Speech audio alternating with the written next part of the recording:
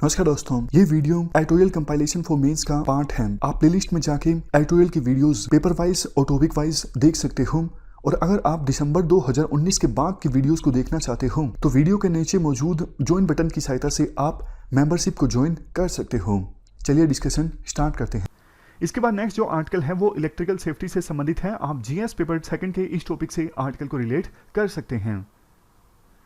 देखो, Indian power sector में ना आज के समय में काफ़ी अच्छा चल रहा है।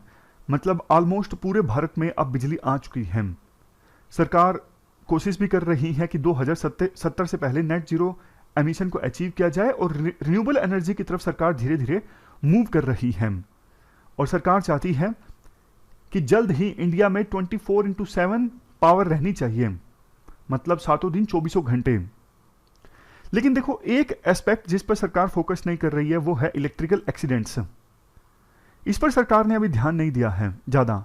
इलेक्ट्रिकल एक्सीडेंट्स काफ़ी होते हैं, जैसे करंट लगने से नागरिकों की मौत हो जाती है, बहुत बार कर्मचारियों की मौत हो जाती है इलेक्ट्रिकल एक्सीडेंट्स की वजह से। लेकिन फिर भी सरकार इलेक्ट्रिकल एक्सीडेंट्स को रोकने के लिए अच्छा खासा रिसोर्स एलोकेट नहीं करती, टारगेट नहीं सेट करती कि इस साल कम इलेक्ट्रिकल एक्सीडेंट होने चाहिए। और अगर देखो रिसोर्स अच्छा खासा एलोकेट होना तो स्टाफ अच्छी मात्रा में हो, रेगुलेशन के लिए, मॉनिटरिंग के लिए कि प्रॉपर सेफ्टी इक्विपमेंट्स का इस्तेमाल किया जा रहा है या फिर नहीं किया जा रहा है। रिसोर्स अच्छा खासा एलोकेशन हो तो जो स्टाफ है वो भी सेफ्टी किट्स का इस्तेमाल करे। लेकिन सरकार ज़्यादा ध्यान दे ही नहीं रही है इस चीज़ पे। नेशनल क्राइम रिकॉर्ड ब्यूरो का डेटा है कि इलेक्ट्रिकल शॉक्स एंड फायर्स की वजह से जो डेथ का आंकड़ा है ना लगातार इंक्रीज होता जा रहा है। 1990 में 2957 लोगों की डेथ हुई थी इलेक्ट्रिकल शॉक्स एंड फायर्स की वजह से, यानी 0.36 डेथ पर लाख पॉपुलेशन। जबकि 2020 में देखो 15,258 लोगों की डेथ हो गई इलेक्ट्रिक शॉक्स एंड फायर्स की वजह से, यानी 1 लाख के पीछे 1.13 डेथ। जबकि देखो दूसरी डेवलप कंट्रीज में ना ये डेटा बहुत ज़्यादा कम है। फॉर एग्जाम्पल 1 लाख के पीछे 0.03 डेथ्स। और देखो कई बार तो एक्सीडेंट्स होते नहीं है, जानबूझ के किए जाते हैं। जानबूझ के किए जाते हैं मतलब देखो, अगर आप ध्यान ही नहीं देते, बिल्कुल प्रिवेंशन पे आपको बिल्कुल भी ध्यान नहीं दे रहे हो, जैसे तार है उसको खुला छोड़ दिया गया, पता है एक्सीडेंट हो सकता है, जैसे इंतजार किया जा रहा है कि वहां पे एक्सीडेंट होगा उसके बाद में एक्शन लिया जाएगा। बहुत बार तो ऐसा होता है। तो ये वैसे जानबूझ के नहीं है, लेकिन जानबूझ के ही है। आपको पता है संभावना काफ़ी ज़्यादा है एक्सीडेंट की। अगर आप स्विच को खुला छोड़ देते हो, तार को आप ठीक से, अगर लो लाइंग तार है फिर भी आप उसको वैसे ही छोड़ देते हो, तो इसके लिए फिर कौन रिस्पॉन्सिबल है आप बताइए। इन एक्सीडेंट्स की वजह से जो 90% लोगों की डेथ होती है ना, वो तो देखो जनरल पब्लिक होते हैं, आम लोग होते हैं। तो आम लोगों की जो सेफ्टी है वो प्रायोरिटी होना चाहिए सरकार के लिए। वैसे तो ज़्यादातर एक्सीडेंट्स रूरल एरियाज में होते हैं, लेकिन अब चूंकि बहुत तेजी से अर्बनाइजेशन हुआ है तो स्लम्स में और पुअर अर्बन लोकेलिटीज में भी एक्सीडेंट्स के जो चांसेस हैं वो ज़्यादा हो गए हैं और घटनाएं भी ज़्यादा सामने आती हैं अब अर्बन एरियाज में भी। इवन ज़्यादातर एक्सीडेंट्स देखो नॉन इंडस्ट्रियल कंज्यूमर लोकेशंस पर होते हैं। इंडस्ट्रियल लोकेशंस पे ना छानबीन ज़्यादा होती है इलेक्ट्रिसिटी डिपार्टमेंट की, लेकिन non industrial consumer locations, for example rural areas में या फिर अर्बन पुअर एरियाज में, वहां पे ये एक्सीडेंट ज़्यादा होते हैं। और ज़्यादातर ये एक्सीडेंट्स इलेक्ट्रिसिटी डिस्ट्रीब्यूशन के दौरान होते हैं, यानी घर घर जब बिजली पहुंचाई जाती है ना वहां पे, जैसे मैंने आपको बताया काफ़ी बार तार में करंट होता है लेकिन उसको वैसे ही छोड़ दिया जाता है नेग्ड, या फिर स्विच को ओपन छोड़ दिया जाता है जो कम हाइट पे होता है। दूसरा बड़ा रीज़न है इलेक्ट्रिक फॉल्ट।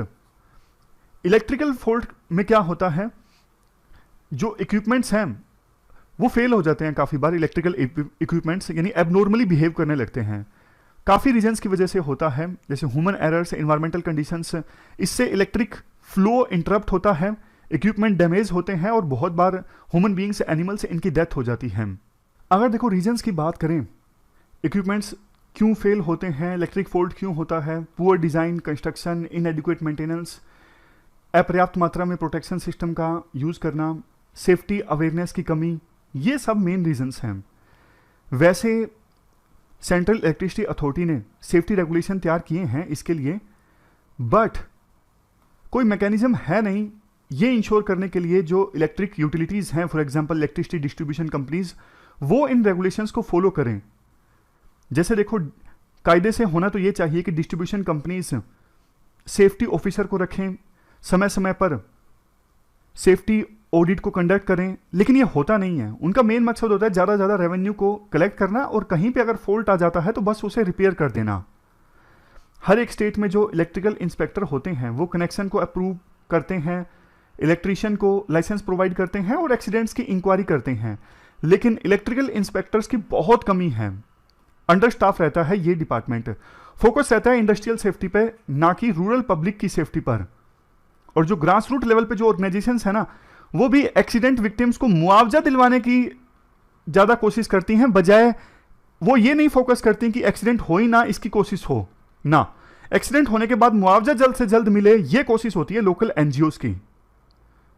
देखो, जो इलेक्ट्रिक सेफ्टी है पब्लिक इंटरेस्ट का इशू है, इसलिए सभी स्टेक होल्डर्स को कोऑर्डिनेटेड ढंग से काम करना चाहिए। इस एस्पेक्ट पर क्या करना चाहिए, जैसे बेटर ढंग से आप डेटा कलेक्ट करो और नेशनल प्रोग्राम्स में सेफ्टी एस्पेक्ट्स को शामिल करो, सेफ्टी इंस्टीट्यूशंस को और मजबूत करो, डिस्ट्रीब्यूशन कंपनीज के लिए सेफ्टी पैरामीटर्स डेवलप करो, सेफ्टी इनिशिएटिव्स में पब्लिक, जो लोकल पब्लिक होती है उनको और प्रोफेशनल्स दोनों को इन्वॉल्व करो, और नई नई जो टेक्नोलॉजी इनोवेशंस आ रही हैं उन्हें भी यूज़ करो इस प्रकार के एक्सीडेंट्स को कम करने के लिए। इसके बाद लास्ट स्लाइड है। देखो, एक नेशनल प्रोग्राम होना चाहिए इलेक्ट्रिकल एक्सीडेंट्स को रोकने के लिए। जैसे बताया जाए क्या किया जा सकता है, रिसोर्स एलोकेट किया जाए, टाइम टू टाइम मॉनिटरिंग हो एक्सीडेंट्स को रोकने के लिए, वेरिफिकेशन हो जो स्टेप्स उठाए हैं उनके आउटकम को सुनिश्चित करने के लिए। स्टेट वो डिस्ट्रिक्ट की पहचान कर सकती हैं जहां पे हाई एक्सीडेंट्स रिपोर्ट हुए हैं पिछले कुछ सालों में, और उसके आधार पर प्रोग्राम तैयार कर सकती हैं इन एक्सीडेंट्स को रोकने के लिए। अंत में देखो, जो बोला जाता है ना, हमें यूनिवर्सल, अफोर्डेबल और गुड क्वालिटी पावर चाहिए, इसके साथ साथ ये भी बोला जाना चाहिए कि हमें सेफ पावर भी चाहिए, ना सिर्फ यूनिवर्सल, अफोर्डेबल और गुड क्वालिटी पावर, बल्कि सेफ पावर भी। तो ये पूरा आर्टिकल हमने डिस्कस किया इलेक्ट्रिकल सेफ्टी से संबंधित। हमारी आज की डिस्कशन में इतना ही है। आज हमने 3 इश्यूज को डिटेल से डिस्कस किया। Thank you very much for discussion.